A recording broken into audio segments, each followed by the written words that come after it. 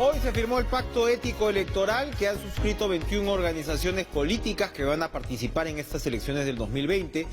Se han comprometido pues estos partidos a desarrollar una campaña con valores y principios democráticos en favor del ciudadano. Bueno, se ha hecho además invocación para que se aplique, ¿no?, los principios de la reforma política de manera voluntaria, ¿no?, aplicando pues alternancia, listas con jóvenes, renovación y demás, y por supuesto una buena selección de candidatos. El otro tema, por supuesto, es que el lunes el Jurado Nacional de Elecciones definirá si los congresistas del Parlamento disuelto pueden o no presentarse, porque recordemos que ya se había aprobado la reforma constitucional de la no reelección, pero el hecho número uno, que se esté aplicando las reglas de juego anteriores, y número dos, que evidentemente esta sea una situación sui generis, donde no se puede definir pues exactamente si esto es una reelección, porque lo que va a ocurrir es que se va a completar el periodo, ¿no?, y probablemente la reelección pues sería el próximo, efectivamente. Así que el Jurado Nacional de Elecciones ha decidido tomar el toro por las astas como tenía que hacerlo, porque eso, como bien sabemos, pues va a ahorrar un mar de tachas y demás, y va a dar una certidumbre electoral al calendario. Vamos precisamente a recibir al excongresista Juan Cheput, del Partido Contigo, que ha anunciado que presenta su candidatura. ¿Cómo está, Juan? Gracias. Hola, Quique. Acabamos de ver a la hermanita Selena Gómez, decían por ahí que era el hermano menor de Juan Cheput. Está usted rejuvenecido, le ha sentado bien, como dicen que la disolución del Congreso fue una mala cosa, le ha sentado bien y listo para una campaña que va a ser, bueno, larga, porque vamos a tener campaña el 20, el 21, el 22, estábamos anoche precisamente con Gilbert Violeta, que contaba, él ha decidido no ir ahora en esta lista porque, claro, los partidos van a tener que organizarse para 3 elecciones. Efectivamente, que es algo que discutíamos en la Comisión Política hace muy poco, y ahí se señalaba, ¿no?, que este es un ciclo que culmina en el 2022 con las elecciones regionales y municipales, y obviamente Contigo necesita participar en este proceso para consolidar nuestro partido y sobre todo para ver si tenemos presencia en el próximo Parlamento. Para nosotros es fundamental, ¿no? La lógica que las figuras conocidas vayan en esta elección evidentemente da por descontado que el 21 no podrán hacerlo. Así es. Yo estoy de acuerdo con tu preámbulo, ¿no?, sobre todo con la parte final, en la cual señalas que es necesario que el Jurado Nacional de Elecciones se pronuncie, porque el artículo 136 de la Constitución es clarísimo y habla de la elección de un Parlamento para complementar el periodo. Y por lo tanto, suponiendo que el jurado dice no podemos postular, estaría dejando las condiciones para que se postule en el 2021. Pues ya se daría como válido que este proceso cabe para la reelección. Entonces generaría un problema para el 2021. Así que yo creo que va a permitir que se postule para complementar este periodo y de esa manera dejar en claro que el periodo que tiene que ser en materia de obediencia al referéndum, que decía no a la reelección, es el del 2021-2026. No hay, bueno, no sabemos todavía, pero no parece haber tanto optimismo en el ambiente por lo que puede ser el resultado del Congreso del 2020. Muchos dicen que incluso podría ser hasta peor. En fin, es siempre compleja la situación en el sentido que de un lado se supone que la ciudadanía pide renovación, y de otro lado, pues tampoco hay una gran reacción a caras desconocidas, ¿no? Es que, mira, y que además, lo conversábamos anoche, es complejo que una persona nueva entre a manejar pues la hermenéutica parlamentaria en un año, ¿no? O sea... No, pero aparte de eso, mira, yo recuerdo haberlo conversado contigo hace ya bastante tiempo, que va a ser muy difícil que los entusiastas del primer momento para este periodo y que tengan posibilidades reales para el 2020-2021 se animen a postular. ¿Por qué? Porque van a pensar, ¿para qué voy a postular por un año y medio si en el 2021 puede ser por un periodo de 5 años? Es lo que está pasando en partidos importantes como el PPC, en el cual jóvenes que pueden tener oportunidad en este periodo han decidido en último momento, no, mejor no voy, pensando en el 2021. Eso iba a acontecer. Y por otro lado también se señalaba que las figuras que ya habían tenido experiencia parlamentaria iban a volver a postular. Y si a eso le agregamos un escenario en el cual muchos de los que están postulando van con el criterio de debilitar al Congreso, quieren quitar la inmunidad, quieren... Exacto. Van con un lenguaje negativista, pues yo creo que es necesario postular, como es mi caso, porque yo lo que creo es que la gran tarea del próximo Parlamento no solamente es recuperar prestigio, sino ceñirse a una agenda concreta de fortalecimiento del Parlamento como institución clave en la democracia Eso peruana. algo comentaba Juan de la Puente en su columna de hoy, ¿no? Que señalaba si la agenda va a ser pues la desaparición de la inmunidad, vamos fritos. Pero por otro lado, si es defender la institucionalidad del Parlamento y al mismo tiempo estamos saliendo de este periodo en el que definitivamente el choque entre el Ejecutivo y el Legislativo a partir de un legislativo de signo diferente, de signo opositor, ha dejado a la población con muy mal sabor, ¿no? Independientemente de las críticas que se le puedan hacer al gobierno o el aprovechamiento que éste haya hecho y demás. Independientemente de eso, el Congreso es una institución difícil de digerir ahora mismo, ¿no? Y efectivamente hay esta reacción un tanto primaria, ¿no? De casi que tendrías que penalizar a los congresistas de frente que quieren entrar, ¿no? Como si fuera una suerte de demérito, cuando el Parlamento es una institución fundamental de la democracia. ¿Cómo hacer para voltear esa tortilla? ¿Cómo implantar ese discurso más positivo, más optimista que usted está enarbolando? Bueno, en primer lugar, con la formación de opinión, que yo creo que es clave. Luego, los que tenemos ya experiencia parlamentaria sabemos que el Parlamento fluye sobre la base de 5 o 10 personas como máximo, ¿no? Que tienen un nivel de influencia sobre el resto de parlamentarios en algunas comisiones claves. Si ha habido un deterioro del Parlamento es por la influencia de algún congresista en su comisión, en este caso Constitución, por ejemplo, ¿no? De no aceptar ningún tipo de sugerencia, impuso, bueno, ahí están los resultados. Me refiero a Rosa Bartra.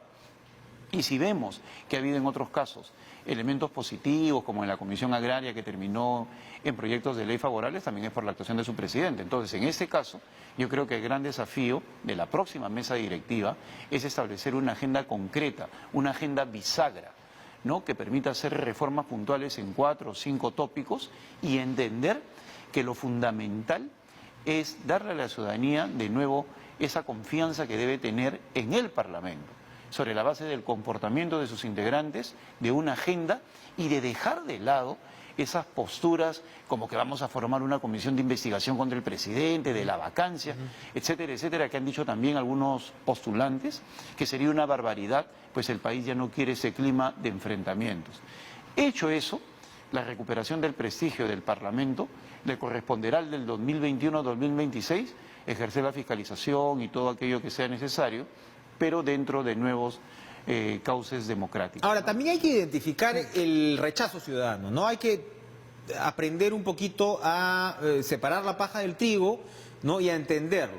Entonces uno probablemente desde un lado mayoritario, porque ellos conservan de todas maneras un bolsón electoral, pero desde un lado mayoritario realmente más que el Parlamento, más que el rechazo al Parlamento, es el rechazo a la mayoría que tuvo fuerza popular, básicamente, y bueno, el aprismo, ¿no? Siempre los ponen ahí como furgón de cola, frente a ese Parlamento. Ese esfuerzo de identificación tendría que realizarlo la clase política que no es fujimorista.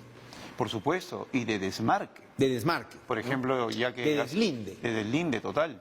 Yo señalaba en la Comisión Política de mi partido que fue un error apoyar ir en la mesa directiva actual, por ejemplo, ¿no? Y el tiempo me está dando la razón, pues de inmediato y con derecho los medios empezaron a señalarnos como aliados. Yo decía que de ninguna manera deberíamos ir en la lista de Pedro Leche, al final se tomó la decisión y bueno, pero tenemos que pagar las muy consecuencias. distinto a Salvador Heresi, por lo que he visto. Bueno, lo que y sucede... ustedes se están convirtiendo en una versión de Jorge del Castillo y Mauricio Mulder desde Contigo. Lo que sucede... Un partido joven que ya ves una línea divergente, claramente. ¿Cómo explicarlo?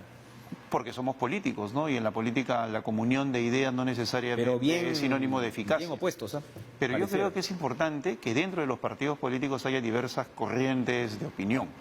Y al final, la forma como esas corrientes se van consagrando son con los resultados concretos. Yo en el partido soy absolutamente claro y en ese sentido a veces me apoyan y a veces soy derrotado, pero como demócrata tengo que aceptar las decisiones partidarias, pero de esa manera se construye también partido. ¿Cuál debería ser esa agenda posible, práctica, realizable para el Parlamento del Una 2020? de mediano alcance, que creo que tiene que ir por el lado de la reforma política, culminar la reforma política a la brevedad posible, entendiendo que la misma también tiene que tomar en cuenta la bicameralidad, así no se ejecute en el 2021, podría ser a mediados del periodo en el 2023, ¿no? Con una disposición transitoria o junto con las elecciones del 2022, por el hecho de que un año antes no se pueden cambiar las reglas de juego. El otro elemento tiene que ver con el marco necesario para la seguridad que hoy día está afrontando graves perjuicios para el país, ¿no? Está generando graves perjuicios. El tercero tiene que ver con el ámbito económico. Hay una serie de proyectos de ley que se han quedado en el tintero sobre la parte previsional, impositivo-tributaria, que podrían ayudar a generar mejores condiciones, la ley de monopolios, etcétera, etcétera, de fusiones empresariales, y finalmente un esquema institucional. Yo creo que el Perú no puede seguir estando de espaldas a este problema que significa la descentralización y los gobiernos municipales. Entonces, con una agenda concreta, institucional y también vinculada a esos aspectos sectoriales, yo creo que el Congreso tendría más que suficiente. Pero nada de eso va a ser posible si primero no recupera su prestigio, ¿no? Sobre la base de hacer cosas que necesite la ciudadanía y no sobre la base de enfrentamientos. Esa agenda de comisiones de investigación, de vacancias, de enfrentamiento con el Ejecutivo, simplemente no va, porque sería ignorar lo que la ciudadanía está exigiendo. El enigma y las posibilidades de la izquierda. Hay para uno, sencillamente, la izquierda ha vuelto a caer en este divisionismo, ¿no? Divisionismo y claro, pues con actores muy radicales que los hacen un tanto impotables probablemente para una mayoría del electorado, pero para otros la izquierda está muy bien emplazada y podría llevar una agenda no sé si llamarla radical, ¿no? Pero asambleísta, constituyente, de alguna manera. Muchos temen, ¿no?, que esto pueda traducirse hasta en el cambio de modelo económico. ¿Es cierta esa posibilidad? Yo no creo que lleguen a tener el peso en la estructura del próximo Parlamento. Hablan del tercio, ¿no? Yo me acordaba de la constituyente. Yo no creo que lleguen a un tercio, ¿no? Pero sí a una votación importante. Ahora, cuando en el Parlamento disuelto se empezó, éramos 6 bancadas, dentro de la cual había una bancada muy bien estructurada, que era la del Frente Amplio, cuando tenían 21 miembros, o 20, ¿no? Que generaron un debate ideológico en los primeros momentos del Parlamento, y era en verdad muy interesante. Cuando luego se fracciona y explota eso y llegamos a la cantidad de bancadas 11, que convirtió en inmanejable el Parlamento, ya se distorsionó. Yo creo de que en esa oportunidad, si ellos van con una agenda clara, que más va por el lado ecológico, de desarrollo territorial, yo creo que contribuirían a un debate adecuado. Pero si entra la opción radical de decirle no a todo, pues simplemente tendremos que enfrentarlos ideológicamente, y para eso está el Parlamento. Y creo que se les puede encapsular, pues no creo que lleguen a tener un considerable número de curules. Ese lado de la izquierda atomizada, pero el otro lado del centro, parte de la derecha, si se quiere, también está atomizada. Yo veo personajes de Contigo, que es un partido nuevo, cuyo origen está pues en la plataforma de Kuczynski, y veo otros partidos y digo, bueno, aquí hay figuras que podrían ser de alguna manera intercambiables, ¿no? O sea, hablo pues de parte del Partido Morado, no sé si APP, que ya los veo un poco en otro plan, un plan que no entiendo muy bien, ¿no? Pero hay una suerte de mayorías que también van divididas y probablemente vamos a arrancar con un parlamento atomizado. Eso lo sugieren al menos las encuestas actualmente. ¿No deberíamos ir trabajando también los actores políticos un frentismo, un pactismo, o eso no es conveniente finalmente? Yo creo que en esa primera etapa no, porque yo creo que es necesario dejar bien en claro cuál es nuestra posición política, y sobre la base de eso las alianzas se tienen que hacer al interior del Parlamento. El gran desafío en eso. O sea, ¿el Parlamento del 20 podría ser una plataforma electoral hacia el 21? Por supuesto, de eso no tengan ninguna duda. Quienes han claudicado y quienes han optado por no participar están dejando un espacio de poder que es clave para el 2021. Por eso yo te señalaba lo que habíamos discutido en la Comisión Política, que este ciclo termine en el 2022. No es una cuestión que se repita sistemáticamente en la historia del Perú político. Ojalá Entonces, no podemos dejar eso de lado. Pero por otro lado, el gran desafío, Quique, es la disputa por esa gran votación de centro-derecha que ha estallado en 1000 pedazos, que es el fujimorismo. Yo no creo que repite esa votación, tendrá un 10%. Pero el desafío está en conquistar a todas esas personas que se aglutinaron en términos de votos alrededor de Keiko. Que la izquierda va a ir detrás de esos votos también, porque es una línea muy delgada, el voto popular, ¿no? El voto popular, entonces no hay ahí un dueño, ¿no?, de esa dispersión. Un minutito voy a pedirle a la producción para preguntarle. ¿Cuál es el papel que le compete al gobierno? El gobierno no tiene una lista, yo pensé que de repente iban a tener una identificación más clara. Yo creo que el presidente de la República tiene que convertirse en cualquier cosa menos el gran elector. en la medida que él sea consciente de su papel de jefe de Estado y no se entromete en el proceso electoral señalando no voten por esto, no voten por el otro, los congresistas disueltos, etcétera, etcétera, va a cumplir con un rol democrático, porque no olvidemos que de la actitud del presidente también dependerá la respuesta del próximo Congreso. Entonces, si él quiere tener una buena relación con el próximo Congreso, lo mejor que puede hacer es mantenerse equidistante para no sembrar la semilla de la futura confrontación. Juan Chaput, gracias por estar con nosotros. Gracias. Bienvenido de vuelta al barrio con nuevo look y todo. Vamos a una pausa y vamos a aventurarnos un poquito a entender si el Jurado Nacional de Elecciones podría finalmente optar por esta figura de que los congresistas disueltos, por decirlo de alguna manera, puedan participar en las elecciones de enero. Ya volvemos.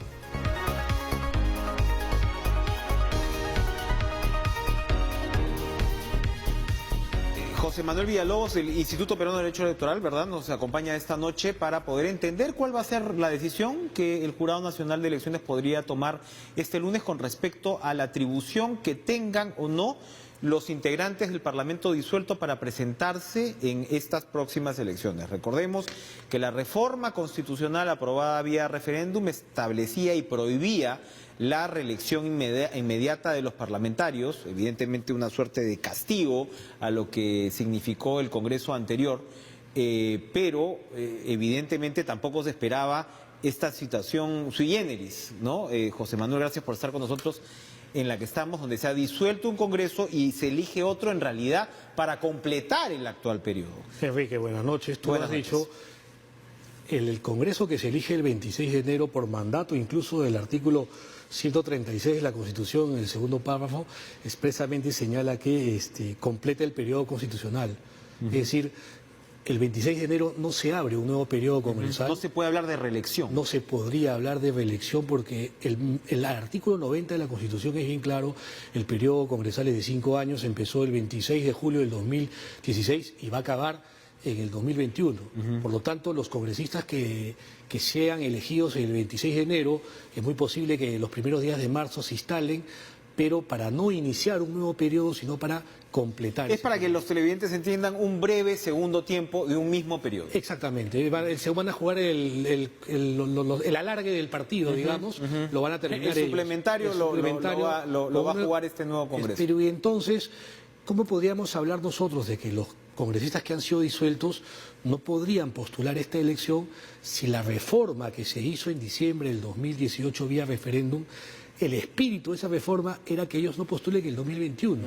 Y tal es así que textualmente el 90A, que es el artículo que se introduce con el referéndum a la Constitución, señala que los congresistas están prohibidos de postular o de reelegirse al siguiente periodo. Y evidentemente se cumpliría lo que acabamos de hablar con Juan Chaput, en el sentido de que si el Jurado Nacional de Elecciones considera esto una reelección y como tal la prohíbe, estarías dándole cancha libre para que postulen en el 21.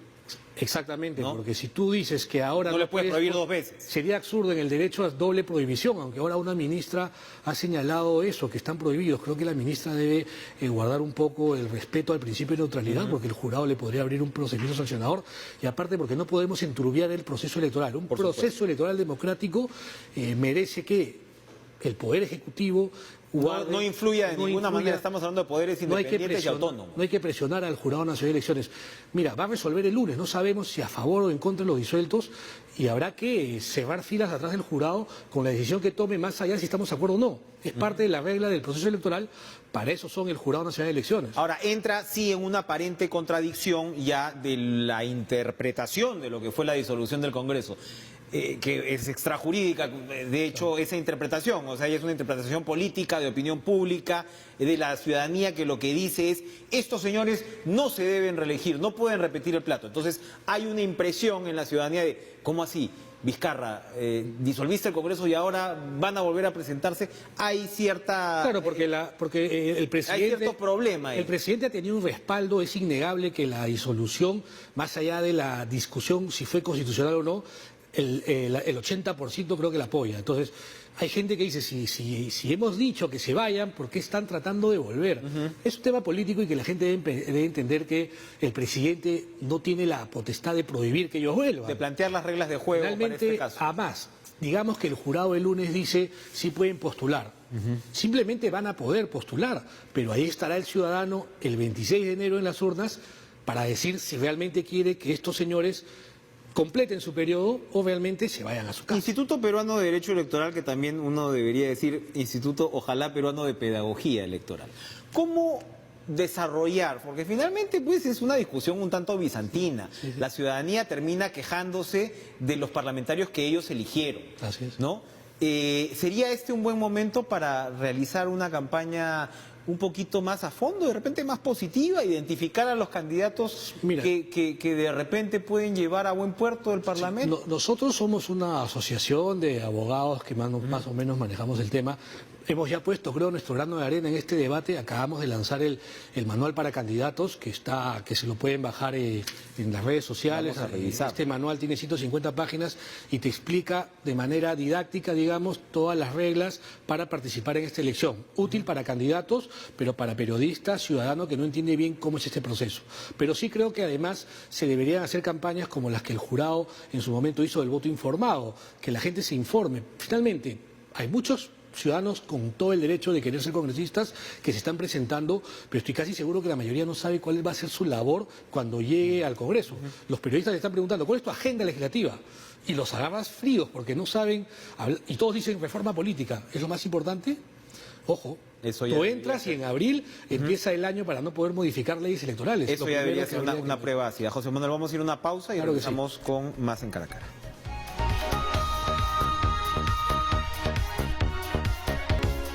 Para terminar en estos 2 minutos, José Manuel, hay todas unas reformas, ¿no?, que vamos a ver cómo se van interpretando. En un futuro lo podremos ir desmenuzando. Pero en lo inmediato, el Jurado Nacional de Elecciones, que por supuesto, insistimos, es autónomo, tiene que serlo así, casi que la prueba fundamental para una democracia es que sus organismos electorales sean autónomos, independientes y operativos en el buen sentido de la palabra, que es lo que ganaron muchísimo luego de la caída del gobierno Fujimori, ¿no? Sí. Se ganaron esa reputación. Una gran reputación, más del 50%. Exactamente, pero el jurado actual lo ve ambivalente, ¿no? Se ve ciertamente ambivalente para ciertas decisiones. ¿Qué está pasando con el actual Jurado Nacional de Elecciones? ¿No tiene el suficiente componente técnico? Lo comentábamos fuera de cámaras, ¿no? Sus miembros vienen de otras áreas. ¿Qué es dónde se debería fortalecer el Jurado Nacional de Elecciones para superar situaciones pues como estas, ¿no? Yo creo que el jurado se debe fortalecer sobre todo en su cuerpo de funcionarios. Debería modificarse la ley de repente para crear un servicio electoral. Su burocracia profesional, claro, su burocracia técnica. Y que impida que cada vez que hay un cambio, que es evidente que cada 4 años cambia un presidente, con todo el derecho él viene con su equipo, pero eso hace que haya mucha volatilidad de repente en el servicio electoral, de repente un servicio electoral profesional que tenga mucho mayor experiencia le puede dar un mayor soporte a estos magistrados. Mira, estos magistrados van a tomar decisiones ahora sobre las elecciones, pero en el 2021 ya no van a estar, porque el próximo año de los 5, 4 se van a ir. Entonces, el 2021 vamos a estar con la misma incertidumbre de que vengan nuevos jueces electorales y que cerca de las elecciones tengan que empaparse de toda esta mecánica electoral que no es muy sencilla, ¿no? Pero creo yo siempre... Ojo, la OMPE ha tenido tropiezos en los últimos años, después de ser una organización sumamente respetada. En el caso de la OMPE se ha sacado a un señor, se ha hablado de la influencia de actores políticos, ¿no? Y es muy importante. Es un caso no resuelto, porque tiene que entrar la Junta Nacional de Justicia ahora y terminar de decidir si el suspendido lo destituyen. Exactamente, pero fue un tema bien cuestionado y yo creo que los organismos electorales tienen que estar sobre cualquier tipo de duda. Sí. Miremos lo que está pasando en Bolivia, o sea, de ninguna manera. Como te repito, creo que parte de una reforma pensar en fortalecer el servicio electoral con unos funcionarios de carrera que soporten la elección. Que lo hacía siempre. Exactamente, así debería ser. José Manuel Villalobos, experto en Derecho Electoral, muchas gracias por estar con nosotros esta noche. Gracias a ustedes por acompañarnos esta semana. Sigan en la programación de TV Perú y nos reencontramos el lunes para precisamente comentar la decisión del Jurado Nacional de Elecciones. Adiós.